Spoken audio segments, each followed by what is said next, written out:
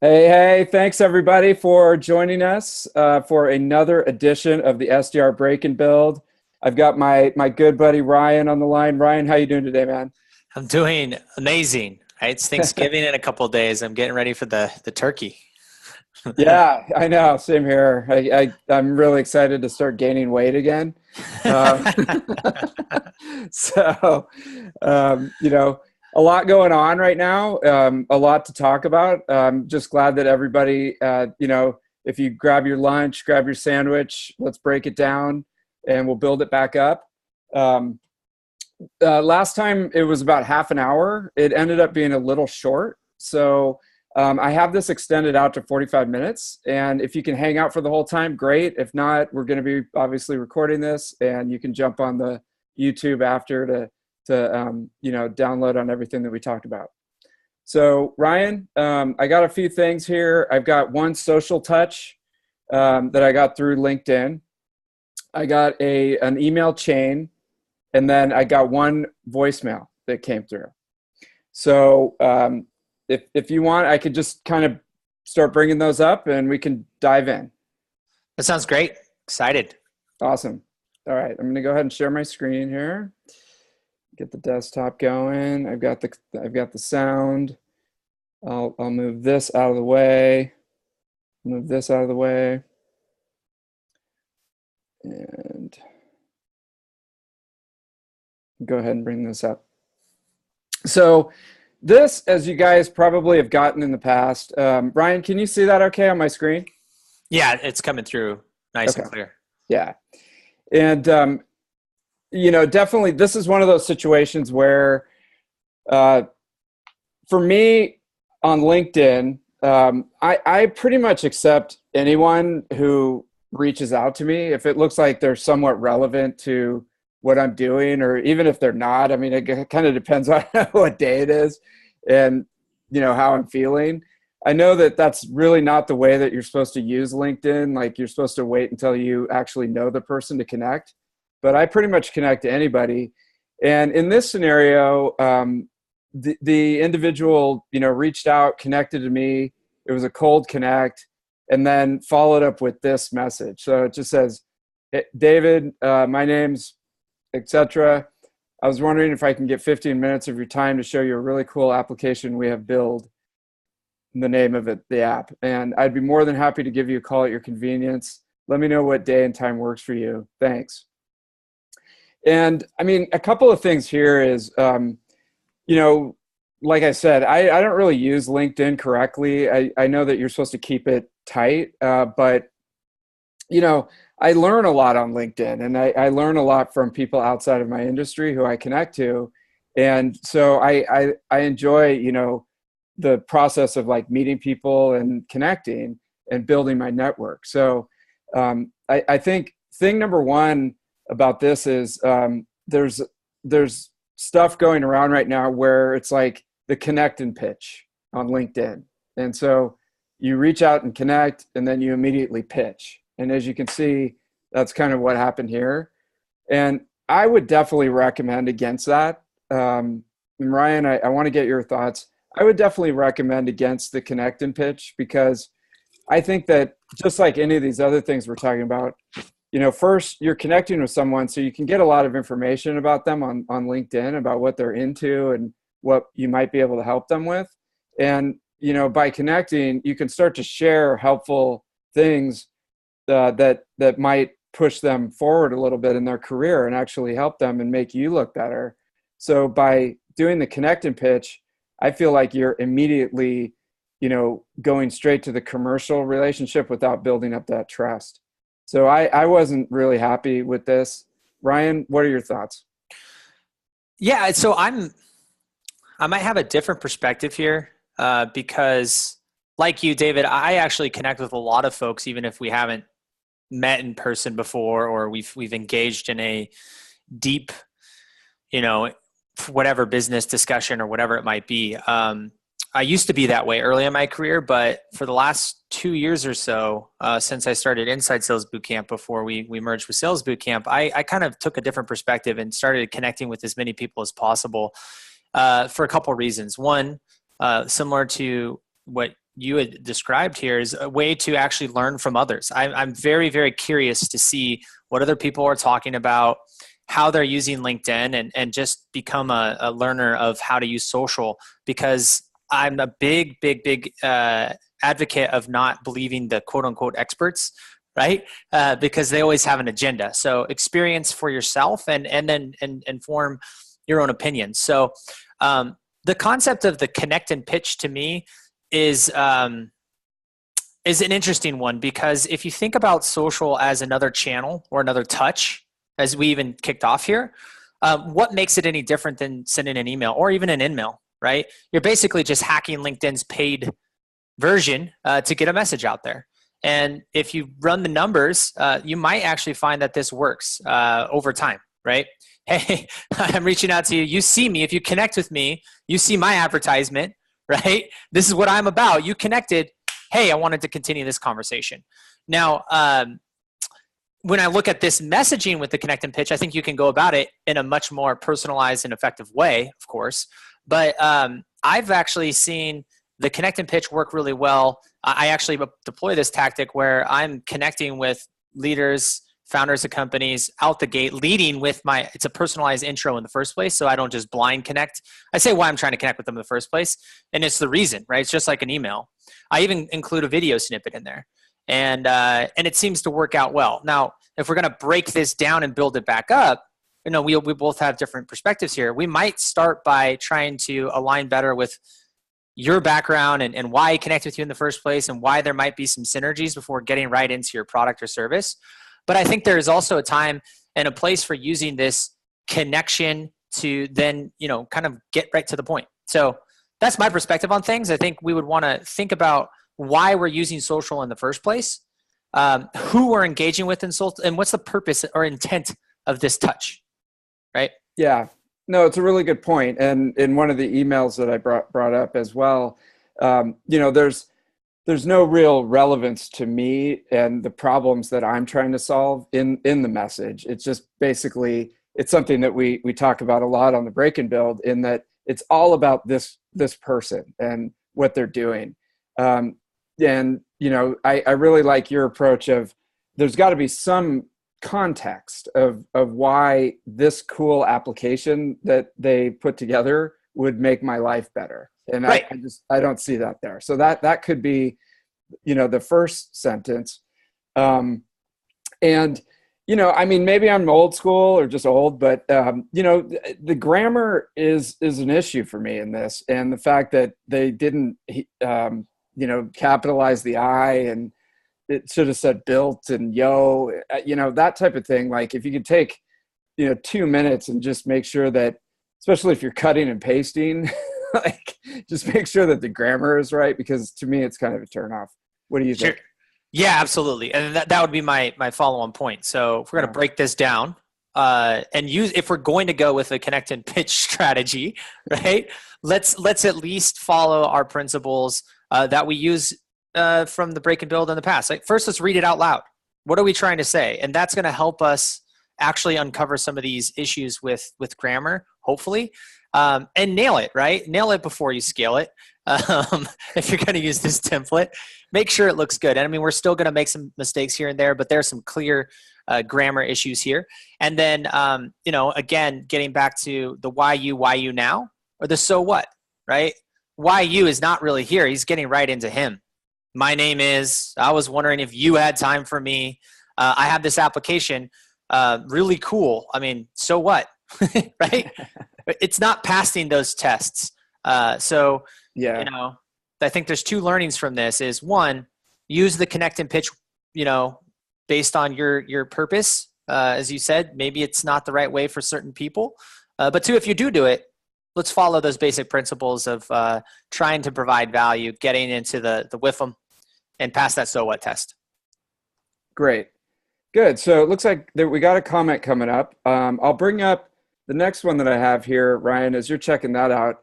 And this is a chain that I got recently, and I'd like to bring up and go through with you, Ryan. I think this is an interesting one that we could take a look at. What was interesting here is, in the first one that came through here, the subject line was product inquiry. And then it goes through and says, normally I don't reach out to you, one of the leaders, but it looks like SMS is crucial for Tenbound, and you could benefit from our service. And then, who are we? This is what we do, who we work with, etc. Why should you care? Margins, customer experience, ability to offer your service with the right features, etc. So there was a couple of things here, Ryan, that stood out to me. One is the title or the subject line of the email was product inquiry. And, for someone who lives and dies on inbound leads that are coming in, I felt a little bit tricked on this one because I thought that they were like inquiring about something that Tenbound can actually do. So I got all excited because I thought that I got an inbound lead. And then when I opened it up, it turns out it's about something that I have no idea. Like, I think SMS is like WhatsApp or one of those things, those chat things, but I don't know what it is. It really has nothing to do with what I'm doing. And, my margins are pretty good. So, and they don't involve SMS. So the message itself was like, not really relevant to me and the problems that I was trying to solve. So those were a couple of quick, breakdowns that I had on this one. Ryan, what are your thoughts? Yeah, I'm very, very interested to understand. Perhaps this individual might think that you're a different company, or just decided not to research your company. What this looks like to me is a template that was used that is personalized for a specific industry or vertical. And, maybe they got Tenbound from a research, like a list that was somehow, not supposed to be in that category. And then it went out. I mean, normally it doesn't make sense to reach out to you, one of the leaders, but it looks like SMS is crucial to Tenbound and you could benefit from our service. Why? I mean, that's not bad. If this individual noticed that there was a reason, let's add a because in here, right? I mean, that's there's actually some science behind using the word because. I can't remember where I read this. Maybe this is a Joe Conrath thing, but you could go to a line in the copy and say, ask somebody if you can cut in line.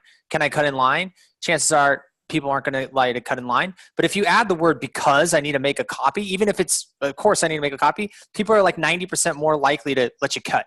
It's insane, but just adding this specific word because into the language. So something here is, if you're going to make some sort of statement of where the value is, maybe say exactly what it is, right? But they don't. Then they get right into who they are. Again, there is no why you outside of some generic blank statement that actually right out the gate shows that. I mean, correct me if I'm wrong, David, but I don't know if you fit into this seems like something that would integrate into like another application, right? Not necessarily, your services business. That's correct. Yeah. And it's funny because sometimes there's this other company called Tenfold. And like I was talking to this one guy and he goes, oh yeah, I was talking to one of your sales guys the other day.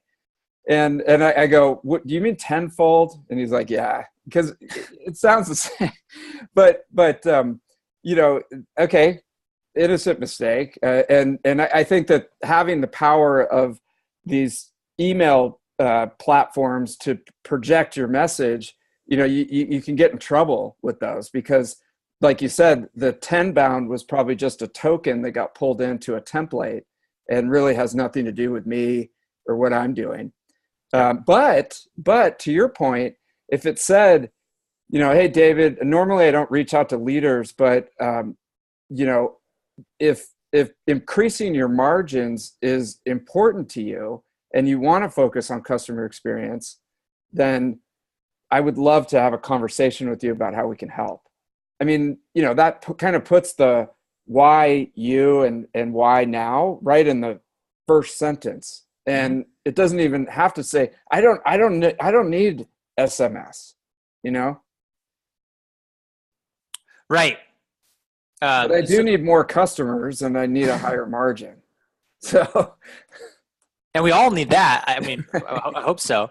I mean, yeah. I mean, if we're going to break this down again, at least from a structural perspective, it does seem like targeting might be off, but maybe they should get into why you care, and then who they are at the end before the ask. I mean, a little bit of the restructuring of the messaging to be a little bit more focused on, yeah, again, why now, and I think that would give a little bit more of an opportunity to pass the so what or what's in it for you tests, because they're getting right into what you should care about: customer experience margins. Yes, I see that from the top, but if you get right into the message around who we are all of a sudden after making a statement that doesn't really necessarily make sense for me, SMS and Tenbound, all of a sudden it's like delete, next one.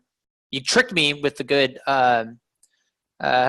with I'll say good. You got a high open rate because you got me to open it, but now let's actually try to, get you to read through the entire messaging. Read through it. And so put that right in the upfront. And then I continued to get, I think 4 or 5 of these. And, this one kind of, the next one that came in, it kind of touches on what we were just saying. We know that you care about your customers and their experience, and we care about that too. Okay, I definitely care about my customers and experience. Maybe can we tie that to some kind of business result? Because then we go right into their better deliverability and global coverage, which I do all my business in the Bay Area. I think that my delivery is pretty good, and that type of thing. So it keeps going. There's 4 or 5 more that came through with this, Ryan. Well, and this is clear that it's probably a part of a cadence or a sequence platform. And, from what it looks like, somebody, grabbed your company, you're the founder of the business out the top. So you got your persona, you've got your ideal account profile from their search criteria, dropped you right into the sequence, and they're off to the races. There was no real checking going on. I mean, in this case, I know we're talking about messaging, but there's something that we need to remember before we even send out the messaging is the audience, right? It's the right audience with the right message at the right time in the preferred channel. And it would have saved them a lot of effort. And this isn't even a lot of effort because it sounds like just click, done, right? That's a big problem. But a lot of effort could be saved in terms of potential embarrassment or, issues with, the brand being destroyed a little bit, charred a little bit, by just checking out your LinkedIn profile. Oh, David at Tenbound. Oh, this isn't the right company, and then move on, without starting the cadence here. But this is a classic, I think, set it and forget it scenario that happens with the automated tools like an Outreach or Salesloft, et cetera, when you're not using the manual step in between to check. Yeah, I mean, I think that's critical. Like we have at our fingertips the ability to send out millions of messages, but you can batch them into a way where it's like, let me just kind of check this manually before we send it out so that we don't get into a situation like this. Ryan, I think that I'd like to show you one more that came through. It's a little small. I'm trying to increase it as much as possible. And the reason I brought this one up is I think that especially when you're doing the cadences and you are getting to the 3rd or 4th message, I'm not a real big fan of the way that there's some of the language in this one. So this is like the 3rd or 4th message that I got from this person. And it said, "Hey, David, hello, David. It's a shame you haven't contacted me about working together. I'm convinced that you need, the product, and it's what we do best." And then what was kind of weird is in the PS, it's like, I don't want to bother, but shortly I'll stop these emails, and I can only help customers who are ready to boost their email deliverability. Quite frankly, I think your email marketing strategy is leaving money on the table. One day, you may feel the same way too. and I'll be here to help when that time comes. So um, it's like, I guess I'm responsive to the guilt trip, and I get a lot of guilt trips from people throughout the day. And, it's like, I got another guilt trip from a strange person who I don't even know. And now I kind of have another, guilt trip that I have to deal with. What are your thoughts, Ryan, about, bringing in that kind of language if you don't really know a person and, you haven't built up that relationship? Yeah, this is a topic that I cover quite a lot. One thing, I don't know if there is a way to adjust this a little bit, David, but it's quite blurry. You read it, so I think the point's coming across. But okay. I don't know if you even make it smaller, but tighten it up a little bit. Oh, that's looking better. It's just it's cut off to one side. It's Sorry off, about that. Yeah, no worries. So there's kind of one half of it. I apologize, everybody, for. Yeah. So I think that concept of especially if it's like the third email on someone you've never engaged with. I mean, there has been zero engagement. Why are you putting out this concept of I guess I'm not a fit for you? Well, no shit, Sherlock. That's why I'm not responding, right? Like I mean,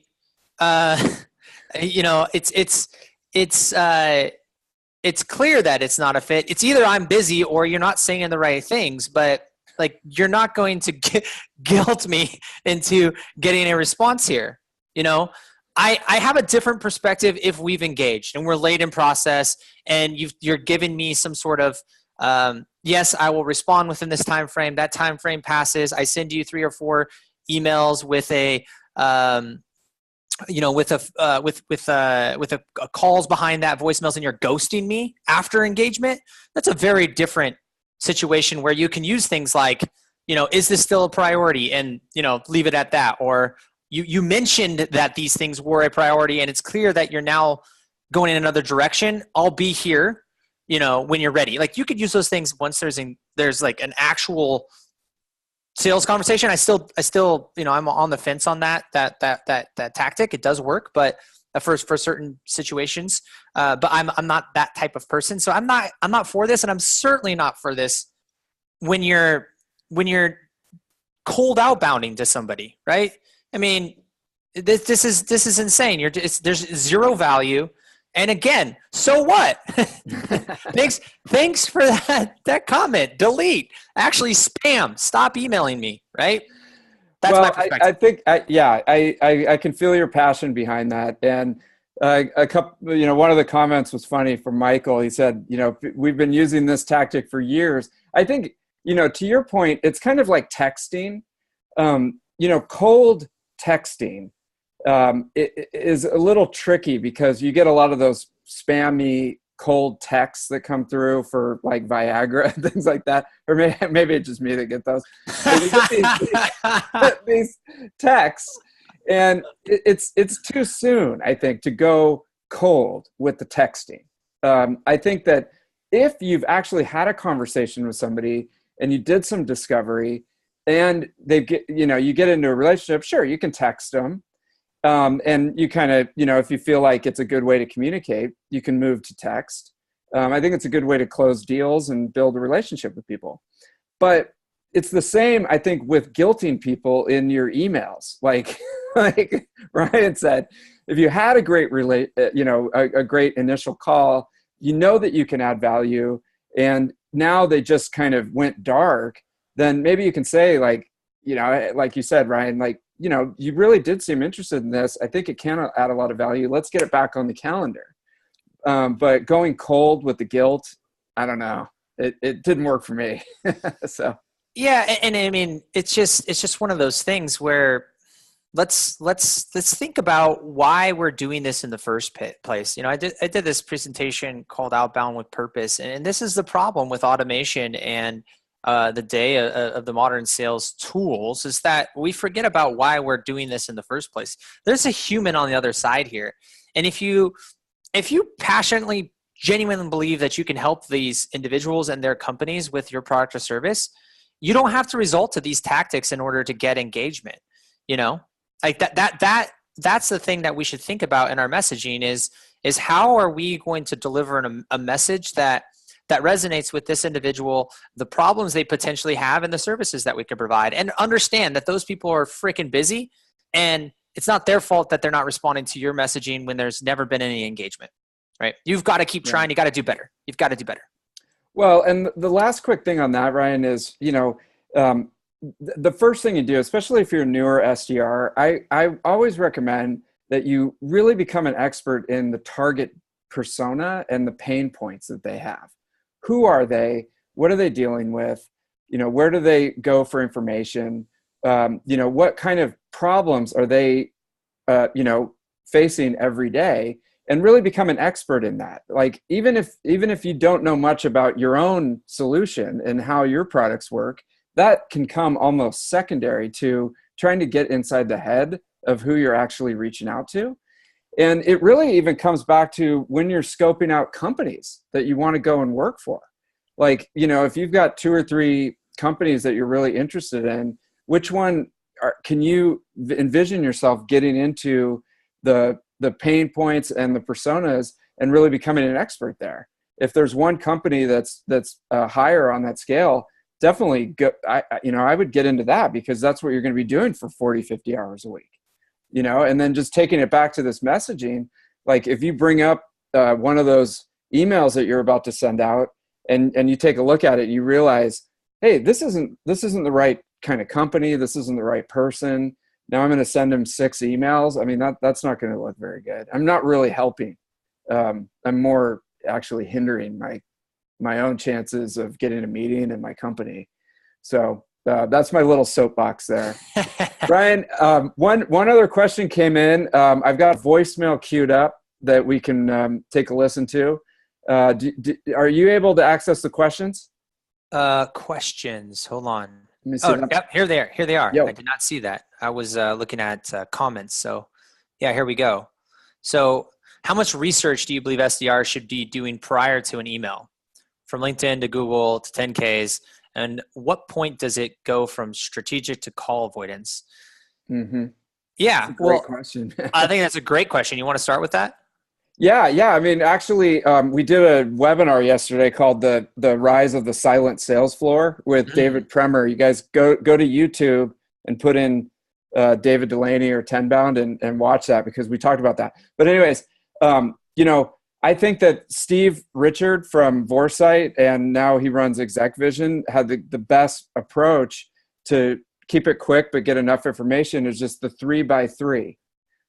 So you want to get 3 pieces of information in 3 minutes, and you could literally time it, so that you don't get bogged down in the research, and you do have 2 or 3 things that you can put into the email, at least the first one, that are a relevant point. The other quick thing, Ryan, that we talked about a lot yesterday is time blocking for SDRs. Yep. Because you want to go, okay, this is research time. I'm going to do a 90-minute tomato timer, of just getting the 3x3 on, whatever the number of people that you're going to reach out to. Okay. Get that research done. Boom. Come in. Okay. Now 90 minutes of calls. I'm just going to make calls. I know you do that every day, Ryan. I know that you block out time to just make a ton of calls, talk to people, and then block out time to do your email. Yeah, absolutely. So I have to check out your silent sales floor content machine here, David. I love it. But I subscribe to time blocking is one of the most important things you can do to answer your question directly here, Michael. Research for your email, right? Email. If you're going to do persona based or even company based targeting, going back to that cadence that happened that we've covered, right? That cadence might not have been too bad. Some slight tweaking with the messaging as we broke it down and rebuilt it. The only issue was his audience was wrong. He targeted the wrong person. So the research was make sure you at least go to David's profile and confirm, oh, this is David, this is the right company. Okay, then hit send. That research doesn't take too much time, right? Go to LinkedIn, spend, a minute, confirm it's him, confirm his company does what he does and it's a potential fit. And now you have a sequence of messaging that's persona based or kind of industry vertical based that has some stories behind it that can work out really well for your email strategy. But those who are sitting behind trying to do a ton of research for every single email and not making calls, I mean, I'm not gonna subscribe to that, right? You can queue up your emails ahead of time. I think you should do, a handful of highly targeted emails to your strategic accounts. Absolutely. But you need to get to making sure you're doing enough calls every day to have enough conversations every day in order to, set enough appointments.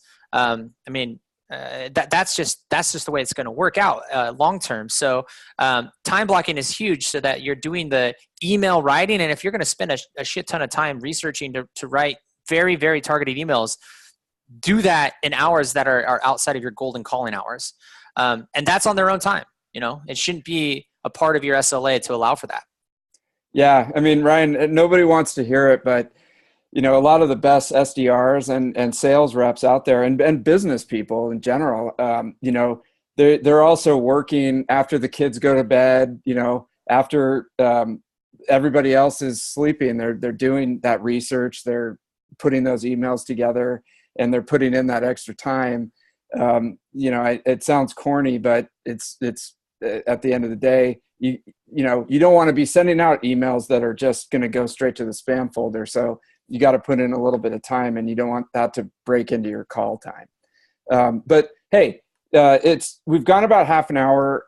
I've got us here for a few more minutes. If you guys can hang around, we've got one voicemail that I'd love to go through with you, Ryan, and kind of break this one down. I think I said it last time. I think it's really important to leave voicemails, especially when you're starting out. At least it's practice for you to work on your tonality and your pitch. A lot of people call me now and they just ghost out. They don't leave any voicemail. And I don't know if it's like just a computer calling me or what, but at least if they left a voicemail, I could know that it's from a company and they want to actually talk to me. So I'm not a big fan of the ghost approach, which I know has come up a lot. I'll leave it there. Let's take a listen to this one. And Ryan, let me know if you can hear this, okay? Yep.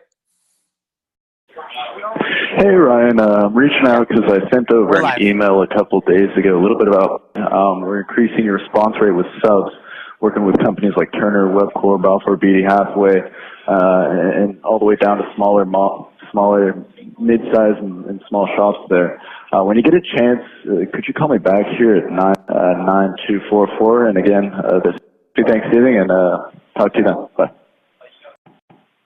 Okay, then I chopped that up a little bit on purpose, Ryan, just so we could make sure that it's anonymous. Mm-hmm. And so, he stated his name and the name of the company and things like that. I just took it out. But let's take another listen through, because it makes sure that you got a feeling for it, and then we'll kind of break it down and build it back up. Sounds good. Hey, Ryan. I'm reaching out because I sent over an email a couple days ago, a little bit about we're increasing your response rate with subs, working with companies like Turner, Webcore, Balfour Beatty, Hathaway, and all the way down to smaller mid-size and small shops there. When you get a chance, could you call me back here at 9244? And again, happy Thanksgiving, and talk to you then. Bye. So, he sounds like a really nice guy. And he sounds like somebody that I would want to hang out with. The couple of quick points that I would say is, I don't feel like he hammered the value right at the upfront as strong as he could have. Like, what is the value of me giving him a call back? And then I feel like the middle section, he lost a little bit of his confidence, and it got a little garbled in naming the other companies that he goes with and what he does. And then it came back really good at the end, and being human and wishing me a happy Thanksgiving. So Ryan, what were your thoughts on that one? Yeah, I think there's some good and there's some improvements here. So when we think about the structure of the voicemail, I love that he starts with the reason. Some people like to reference emails because then it gets them to the inbox and it will get an actual email response, and they'll say, "Hey, thanks for the voicemail. Get some sort of respondents," right? And if you nail the messaging, sometimes that's the most convenient way for people to get back to you, and it doesn't need to be a call back. It could be an email back to get the appointment. So he references that he attempted with email. Some people have mixed messaging on like if that's the right tactic or not, but then he gets into the reasoning as well. The value was named a little bit, but we could be a little bit more specific on how he's helping some of those larger companies. He put the value, but it wasn't specific. Like it was kind of generic, right? So if you have some specific metrics, it's more compelling than just a generalized, we're helping them increase or decrease. Like by what? Like give some sort of movement in there. And that can help make your message be a little bit more compelling, a little stronger. The other thing is, if you have a voicemail and you're going to reference some customers, just nail it. You lost value when you started getting a little bit more choppy in the smaller and mid-sized piece. So, if you name the big ones and you have smaller mid-sized shops, name those as well, right? Don't just be generic, and some smaller ones as well. Like who? You be more specific. It makes it sound like we have a big boy, but maybe you don't really know us, right? Sounded good, maybe you didn't know us. So the more tight you can be with that messaging, the stronger it's going to be. But I think in general, that was a really good structure. But we want to, for our voicemails especially, practice. So when we deliver this messaging, it's clear, concise, and it comes through in a way that's going to cut through anyone else that's leaving a voicemail. So I thought it was a good structure, and a little bit of work there in the middle. But overall, I think that's a pretty solid voicemail. Yeah, I do too. I mean, I think that I don't know if I lost you guys. The old, are you still there, Brian? Can you hear me? Okay, Brian might have dropped off. In the old days, they used to recommend standing up, smiling into a mirror, putting your shoulders back, really projecting that confidence. And I felt like sort of in the middle part that kind of got away from him. But all in all, solid, more value in the front, be super clear, stay confident, and be human, because I like that. I like the end too. So, Ryan, you back on with us?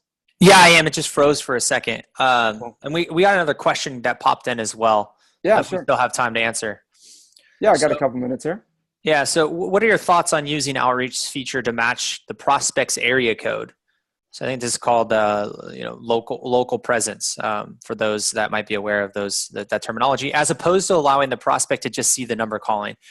We use the feature because it's supposed to give you a better pickup rate, but sometimes I feel like it being deceitful and to the prospects as to where you're located, working the opposite coast, etc.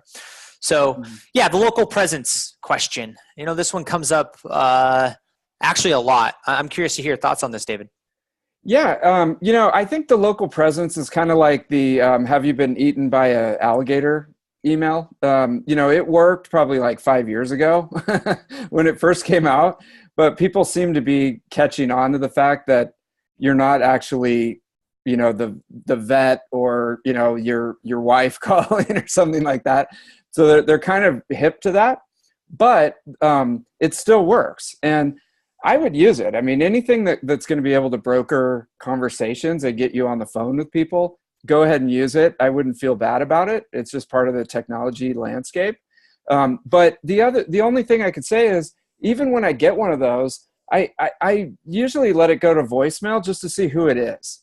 Because, I don't want to get caught with my pants down. And so if you get a voicemail, go ahead and leave a voicemail. Be, just like we were talking about. Be strong with the value prop of why I should call you back. Be confident, and then give me a call to action. And, you got a better chance than just going to no voicemail, I think. Yeah. So I think in my perspective, local presence is a great feature to get somebody to pick up for the first time. And, if this is a cold outbound, does it really matter if you called from 415 or 303 or 209 or whatever it might be, it's someone they don't know anyway. So the deceit in terms of just getting them to pick up, I wouldn't be so worried about that. I would be worried about the message you're going to deliver when they pick up, because if you're cold calling somebody and they pick up the phone, whether they expect it to be your wife or not, that deceitful thing, there's some debate I think people can have there. Just be prepared to deliver value, right? Why you now? What are you going to say out the gate to explain why you're calling them? And this is where we can get into, I think, some of these future sessions, David, where we can start getting people's, how do you open up your cold call, right? How are you opening that conversation to, deliver the best experience possible and get that 5 to 15 seconds necessary to then open up a further conversation. So local presence, in my opinion, to get people to pick up. And if it's working, fantastic. Your goal is to have a conversation. That's the purpose of the cold call in the first place. I mean, I use it all the time with Connect and Sell. They have the local presence feature. And, the goal of using the Connect and Sell platform is to get a conversation. I'm not worrying about voicemails and things like that during that time frame. I'm just trying to have conversations. So anything that's going to get me that first conversation, I'm all game. I think the deceitfulness that comes into play here, which, I've used in the past too for people who are ghosting me, is when you're later in the process and you call them, you call them from your number that they know, they avoid it, and then you use local presence to call them. And then they pick up. Now, that's where you put the prospect in a situation where they're backed against a corner, and you could be, you could get into a situation that's a little fishy. Again, it's a tactic to get a response. So I don't have an opinion one way or the other. It depends on your philosophy as a salesperson and the relationship that you're building with those individuals. Yeah, exactly. I mean, the whole point is to have a conversation. And so you're kind of starting out on a little bit of a wobbly foot. So get really, really good at that first 5 seconds. And Ryan, I want to take you up on that. I think for one of our next break-in builds, maybe we can have people, call in and leave their best, 5 seconds if they got somebody live. Give us your best 5 seconds. We'll bring it up. We'll make it anonymous, and we'll break it down and build it back up. And, you guys can take that and learn from it.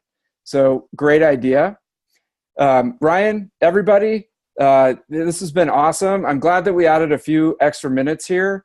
I'm going to download this, get it up on YouTube as quickly as possible. And you can review any of this stuff over the long weekend.